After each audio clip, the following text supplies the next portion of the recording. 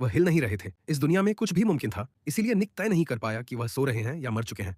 वह पूरी रात दरवाजे के बाहर बैठा रहा। जब सुबह तक कोई हरकत नहीं हुई, तो सच्चाई साफ हो गई। पिता मर चुके थे। अजीब बात यह थी कि निक का दुख कुछ ही पलों में खत्म हो गया, लेकिन उसने पिता की मौत का दोष आलिंग पर डाल दिया। तभी उसकी नजर पिता के नीचे दबे एक नोटबुक पर पड़ी। पिता उसे खजाने की तरह संभालते थे। निक को यकीन था कि उसमें कोई बड़ा राज छुपा है, लेकिन सच्चाई यह थी, निक पढ़ना नहीं जानता था। गुस्से में उसने नोटबुक फेंक दी, पिता की लाश नदी में बहा दी और बदला लेने निकल पड़ा। उसने आलिंग के घर जाकर पीछे से हमला किया, उसे बांधा और धीरे धीरे अपने दिल की आग ठंडी की। आखिरकार उसे नदी में डुबोकर मार दिया। निक समझ चुका था, इस दुनिया में सिर्फ निर्दयी ही जिंदा रहते हैं। उसने घर से सब कुछ समेटा और फैसला किया कि वह किसी को ढूंढेगा जो उस नोटबुक को पढ़ सके। लेकिन उसे अंदाजा नहीं था कि बाहरी दुनिया इससे कहीं ज्यादा डरावनी है। उसकी नाव चोरी हो चुकी थी, रस्सी साफ कटी हुई थी। यह इंसानों का काम था। वह किनारे किनारे चलता गया और एक घर दिखाई दिया। दो आदमी सब्जियां काट रहे थे और वे सब्जियां अविश्वसनीय रूप से हरी भरी थीं। यह देखकर निक दंग रह गया। एक दावत ने उसका भरोसा जीत लिया, लेकिन वह नहीं जानता था कि बहुत जल्द वह खुद किसी की थाली बनने वाला है। काम के बदले नोटबुक पढ़ने का वादा किया गया, लेकिन हर बार सिर्फ एक पन्ना। निक को समझ आ गया कि वह जाल में फंस चुका है। तहखाने में एक नंगी औरत कैद थी।